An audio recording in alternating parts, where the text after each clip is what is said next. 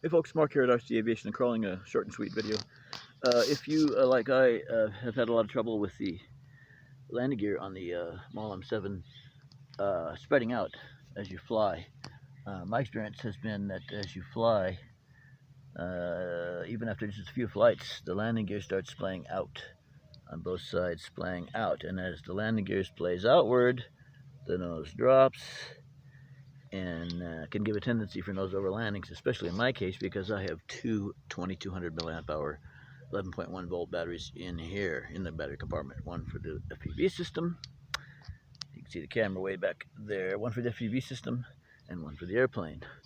So now what I did is I tried bending the struts inward like that, inward to a position that not only was back to a stock position, but better than stock in my opinion, because by bringing the struts, let me move the prop here.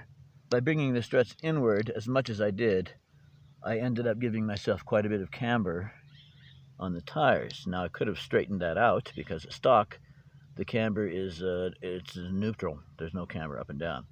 But if you look at a lot of bush planes, not all, but if you look at a lot of bush planes, including the one in the thumbnail photo for this video, you can see that the camber on that bush plane in the video is about the same as this here. Let me actually lift this up so you can see it a little bit better.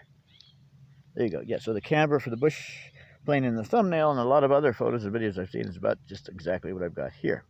Now, my theory is that the reason for that is when you have the impact of the landing, the plane comes down. When the landing gear flexes, it's actually going to straighten out those tires, right? Right. When you have the camber straight up and down, no camber, well, when the landing gear flexes, it's going to flex this way. And what that does eventually with this model is it gives you a camber where the bottom is out and the top is in and the nose is low. That's not what I want.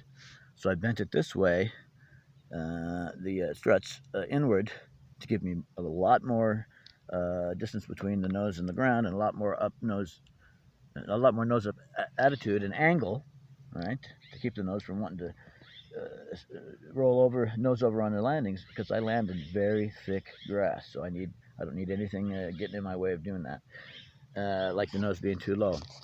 And then, like again, I've got the camber going on, so that it'll be just like a scale bush plane, and not just for looks.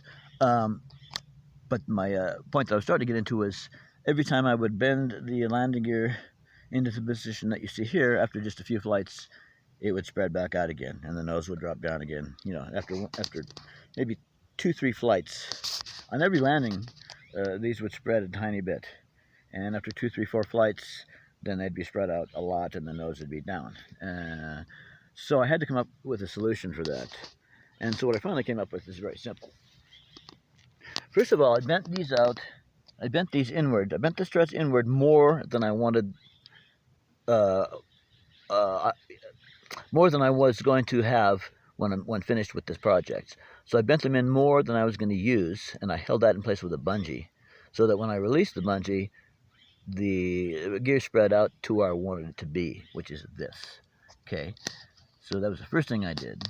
And then the second thing I did to make sure it would retain this exact, to make sure it was going to retain this exact stance, if you will, I just put a screw in between the metal strut wire. If you can see that there we go. You can see it dead center screen. I just put a screw in there. I think a better angle would be down here. Yes.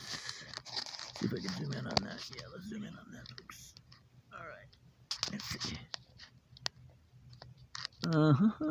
There it is. See that? Let's see. We don't want to get it focus. All right, folks. It's a little bit too much zoom, so let's. Oh, we got it there. Okay, I think I'm trying to get a focus, ladies and gents. Anyway, you can see it there, right between the strut. Okay, between the strut. It's so hard to see, ladies and gents. Okay, I think you can see that focus isn't great, but in between the strut, right there, in between the strut, right by my finger, and the plastic plate on the underside of the fuselage to which the strut mounts is that screw. Now let's go back to normal, and then let's come in closer. There we go. Now you can see what I'm talking about. There you can see what I'm talking about. Yeah, there's the strut here, and then right in between. It's really still hard to see, but right between the strut. It's just so strange that you really can't see it very well.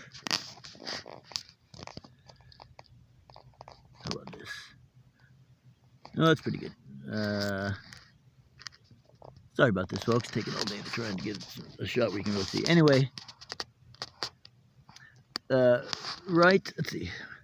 At about this point where my finger is, the screw goes in beyond what you can see. It goes in beyond what you can see, and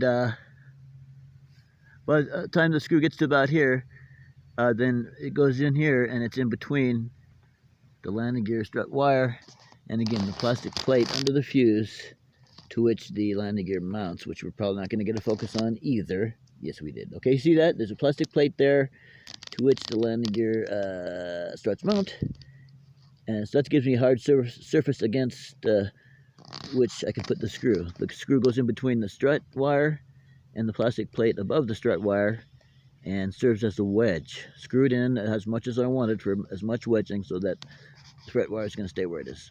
So that's it. Is that it? Yeah, that's it. Okay, I also moved my elevator up. I was flying with the elevator to stock position out of the box, which is the bottommost hole on the elevator horn. And Adam at Model Aviator suggested that I give myself more elevator so I can get more of a three-point landing, and he was absolutely right. And I don't know why I didn't think to to move the elevator control rod position, but so now I've done that. Now he suggested I move it all the way to the hole closest to the elevator, but I'm doing it one hole at a time because I'm not used to flying with that much elevator. So I've moved it up one hole. See how that works. If that's enough, that works perfectly great. If it's not enough, then I'll move up another hole. I'll keep adding elevator authority until I get the right amount. But I got to go easy because I'm not at all used to it. I'm not used to having that much elevator authority. So I'm going to ease my way into it. But I think between the landing gear now, I can reliably say it's going to stay put. Not splay out, not bring the nose down. So that's a big help to me. And then I've got my CG just right. The only thing I was lacking, like Pilot Adam said, from watching my landing videos that I did yesterday, I need more elevator to slow the plane down more. See, I can't use the flaps. At least I wasn't able to use the flaps because the plane would nose over. It would get too slow. It's just like you don't taxi with the flaps down, right? Why don't you? Because the plane will nose over. Well, it's the same thing with the rollout. With as much weight as I got in the nose anyway, in this plane, I cannot roll out with flaps on at all, or she'll nose over. But Adam wisely reminded me or said that what was I going to say? With the extra elevator, I can get going extra slow, which I need to be, so I can just go ahead and set her down more vertically than horizontally. So there you go. All right, hope you'll stay tuned for the next flight where I'll be testing out the new landing gear setup to see if it holds up, keeps the nose, up high, and we'll see if my extra elevator authority will allow me to do. Yesterday I did 2 out of 8 good landings. That's not a good record, but most of that is my learning curve. It has just begun. But I think with the setup I've got now, landing gear is going to stay put to keep the nose up. I'm going to have more elevator authority, and I think we're going to start getting her done, start getting some landings. We'll see. Signing off at 5, 4, 3, 2, 1, 0.